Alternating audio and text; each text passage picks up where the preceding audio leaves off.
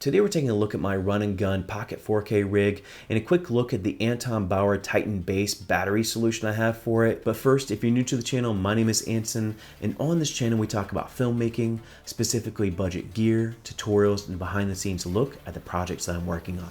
So if that's something you're into, consider subscribing. Now before I get too far into this video, I do want to mention that there is going to be a quick review of the Anton Bauer Titon base, and I have been sent this battery from Anton Bauer, but as always, they're not requiring I say anything specifically, and so you can get my full and honest opinion. So with that being said, let's break down my run and gun solution for the Pocket 4K and a look at the Anton Bauer Titon base. So with this run and gun rig, I'm not gonna lie, there's not a ton of components. So we're just gonna talk about them individually. The first thing that you'll see on the top of the camera is a top plate from Small Rig. This is gonna give me the ability to mount various things to the top of the camera without having a cage. I would love to take full credit for this top plate, but I really can't. It actually came from a video from Goldwolf, who is another fellow YouTuber in the Blackmagic ecosystem. So like I said, with this top plate, I can mount various things on it, but honestly, in my run and gun scenario, I really don't mount that much. Now, if I do want a little bit more stabilization, or if I want a monitor, I can put it onto the top plate, but like I said, I really don't use that when I'm doing run and gun work. And with that, this run and gun setup is primarily useful if you need just some quick pickup shots. It may not be the most optimized setup for like studio scenarios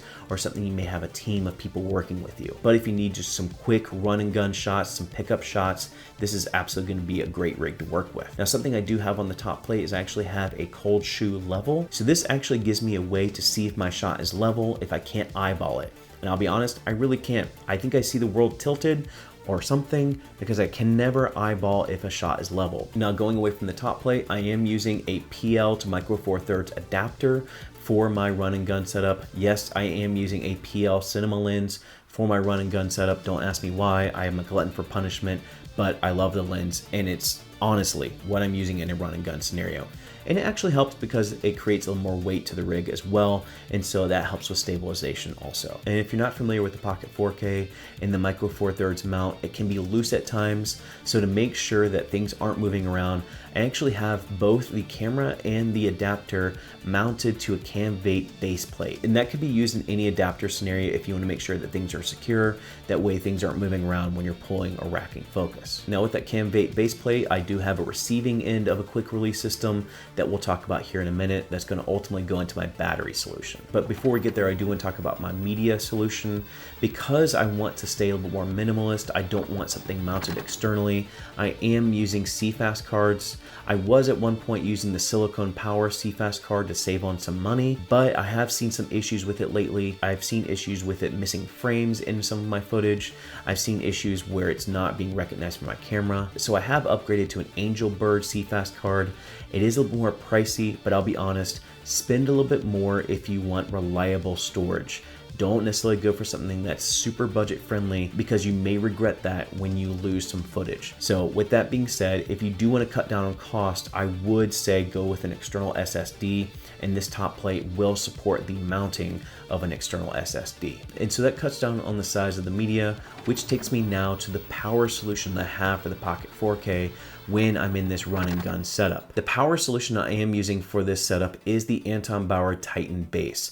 And I do want to take a couple minutes to talk about my thoughts on this battery because I have been using this over the last couple months on various shoots. I used it on a couple different episodes of My Brother the Villain. I'm using it now on a short film that I'm working on, and it gives me the ability to remain minimalist and very compact, but also having a lot more battery life out of the Pocket 4K or even the 6K for that matter. Now, a couple quick pros and cons I have about the Titon base after using it for a couple months. The first pro obviously being overall battery life.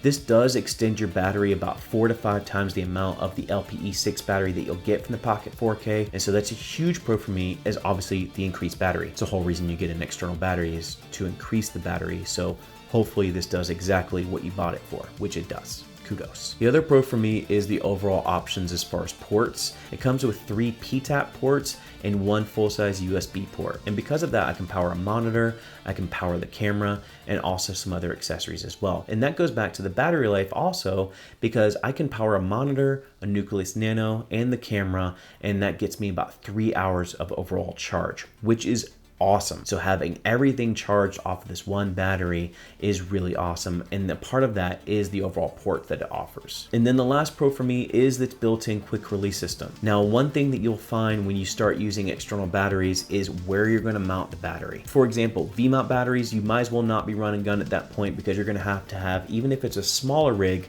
you're going to have a rig to have a place to mount that V-mount battery. And so having this battery have its own quick release system where I could easily just kind of have a base plate on a camera or on this rig setup that I have and easily snap it into place and have the camera mounted on the battery itself cuts down on overall size and keeps things really compact and minimalist. Now, the only con is with that quick release system, the quick release plate itself can be kind of finicky. You do need to screw it down with the screw at the bottom of that base plate, and you have to have a tool to screw that in. It doesn't have an extra ring to kind of screw in place like you'll see with some base plates, so you do have to have something flat to screw that in, and you can't really screw it in by hand because it's never going to get tight enough, and it's going to be the point of failure if your rig is trying to be super secure and tight. But otherwise, I have nothing but good things to say about the Titon base and would absolutely recommend it for pocket 4K or 6K users, especially those that are trying to remain minimalist or have a run and gun setup very similar to this. But otherwise, that's really it.